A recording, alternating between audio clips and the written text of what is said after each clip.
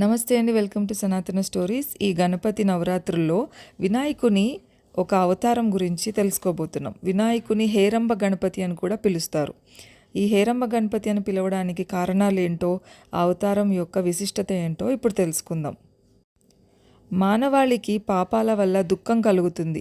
తెలుసో తెలియకో పాపం చేసి భరించరాని ఆ దుఃఖాన్ని అనుభవిస్తూ ఇక ఆ పాపాలను చెయ్యము, మరి మాకు తరుణోపాయం ఏది అని చాలామంది ఆర్తితో ఆలోచిస్తుంటారు.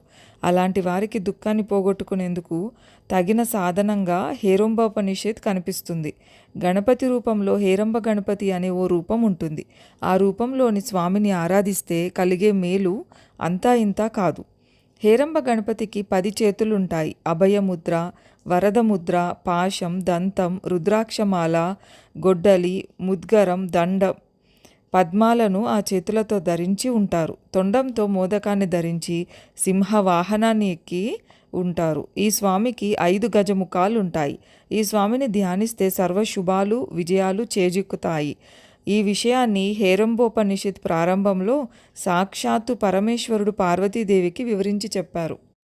ప్రాణులంతా ఎలా దుఃఖాలను పోగొట్టుకొని సుఖాలను పొందగలవు, దానికి సంబంధించిన ఉపాయాన్ని చెప్పమని పార్వతి అడిగినప్పుడు శివుడు తన అనుభవంలోకి వచ్చిన విశేషాన్ని ఆమెకి వివరించి చెప్పారు.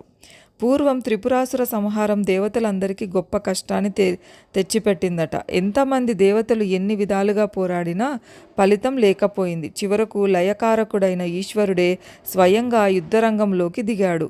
తన యోగబలంతో సహా ఎన్ని బలాలను ప్రయోగించినా శత్రు సంహారం సాధ్యం కాలేదు. అప్పుడు హేరంబ గణపతిని ధ్యానించి పరమాత్మ సారభూతమైన ఆ గణపతి శక్తిని పొంది దాని తన బాణంలో నిక్షిప్తం చేసి శత్రువు మీదకు సంధించాడు. ఆ మరుక్షణంలోనే త్రిపుర సంహారం జరిగిపోయింది. బ్రహ్మ, విష్ణు తదితర దేవతలు కూడా హేరంబ గణపతి రక్ష వల్లనే తమ స్థానాలలో సుఖంగా ఉండగలుగుతున్నారు. ఈ కారణం వల్లే తొలివేల్పుగా సర్వదేవతా పూజనీయుడుగా గణేశుడు వెలుగొందుతున్నాడు.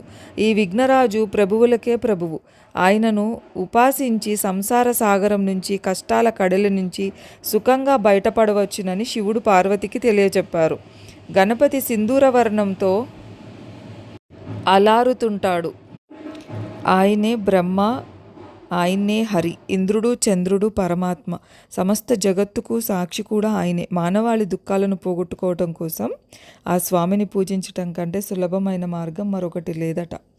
ఈ వీడియో కనుక మీకు నచ్చినట్లయితే లైక్ చేయండి. సనాతన స్టోరీస్ని సబ్స్క్రైబ్ చేసుకోవడం మర్చిపోకండి. మరిన్ని వీడియోస్ మిస్ అవ్వకుండా చూసేయండి. జై గణేష. సర్వేజన